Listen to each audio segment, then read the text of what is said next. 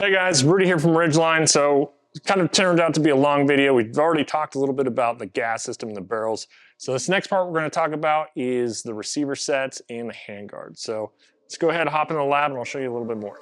So let's talk about the receivers a little bit. So the receivers are a little bit different than your typical AR-15. So right here I have one of our early Ridgeline upper receiver. So this is a standard TDP spec receiver. So issues you start to run into with a standard AR-15 receiver is, well, it was never really made for precision. So when we're trying to do precision stuff with this, you're kind of fighting an uphill battle to a certain degree. With this system, we decided to upgrade a little bit. So we figured there are very much things that are useful from the TDP specs that we use. For example, our bolt is a standard TDP bolt. There's really no reason to reinvent the wheel on that. But the receivers, like I said, leave a little bit to be desired.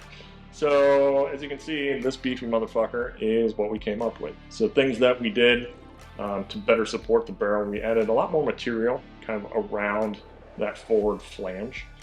And that material does a couple different things. One, it's going to support that barrel a little bit better. Additionally, the specs are tighter, so these are all these barrels, they're going to be mated with each individual receiver before they're assembled. And when they are assembled, these have to be thermal fitted. Usually these receivers are undersized by a fair degree, and so that creates a nice tight lockup between the receiver and that barrel extension. Having a little bit more meat up here to better support the barrel, having it be tighter, having it to be thermal fitted, all of that is going to increase the chances of our tolerance stack going in the right direction. Additional things that you might notice about our receiver is it's quite a bit longer. So this is done for a couple different reasons. The first and most primary reason behind this is this extension allows our barrel nut to do basically one thing, which is to hold the barrel in. So this is one of our standard production barrel nuts, production receiver. So this barrel nut slides into here and tightens down. This system right here, the only tension that the barrel nut has on it is to drive that barrel into the receiver. But your traditional, more conventional barrel nuts on the AR-15 usually have the dual job of also holding your rail. So typically rails are going to go in over the top of that. There's a variety of different ways that they attach, but they all kind of run up with a similar issue.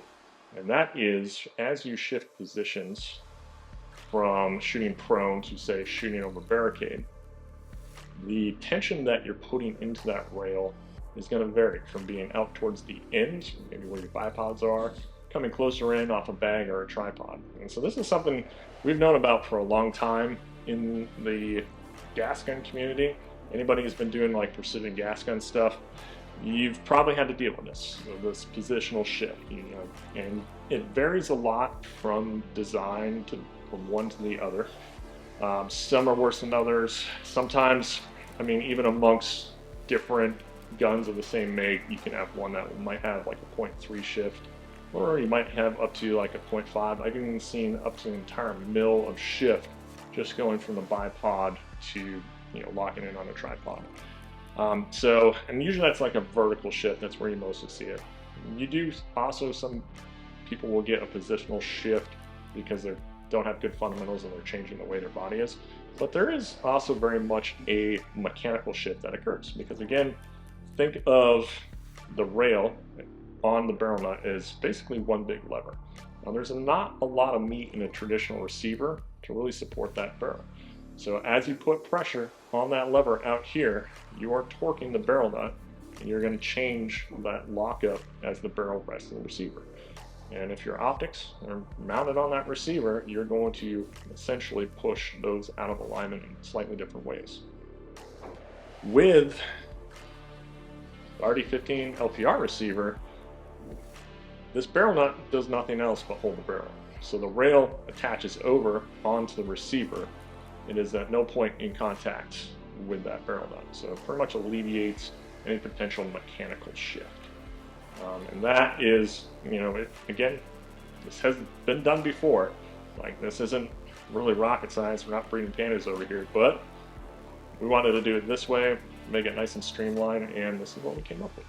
So talking about the lower receivers here, much like the upper receivers, it's based around a lot of the same TDP specs, but we just made stuff a little bit better. So kind of looking at this, inside that lower receiver, every single gun is going to come with the guys in the SSAE. Freaking great triggers, probably one of the best gas gun triggers you can get out there for precision work. Additionally, things like a flared mag well, like it's 2024, that should be pretty much standard, so we did that on ours.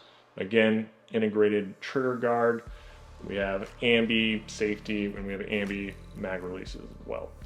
Moving up from there on the exterior is our rail. So again, our rail design system, the way that it integrates with that upper receiver, it's designed to not ride the barrel nut. So this rail connects directly into the receiver on this exterior flange here. So on the top, standard 1913 Picatinny rail for your optics, for your lasers, all that good stuff. On the sides, you pretty much got your standard M-LOK accessories, whether it's sling mounts, lights, whatnot. If you want to add more pick rail, you can go for it. Underneath here, we went with the full-length ARCA integrated into the rail itself. The way that we went about this, a lot of people kind of, they stack those tolerances. We built this pretty much right into the rail, and it's surprisingly comfortable in the hand. And that was kind of one of our main criteria when designing this, was how do we create a full-length ARCA that doesn't feel like I'm holding onto a brick? And I think we did a pretty good job. The rail is not too bulky. I find it to be incredibly comfortable. It works fucking awesome. Additionally, it does have a track of M-LOK underneath, so if you wanted to mount any M-LOK accessories there, you could also do that.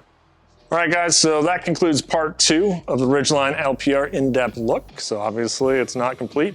We got a little bit more stuff that we're going to go into, some of the little details that we tweaked and tuned on the LPR. So stay tuned, subscribe, like for more content, and I will see you guys back here in a little bit.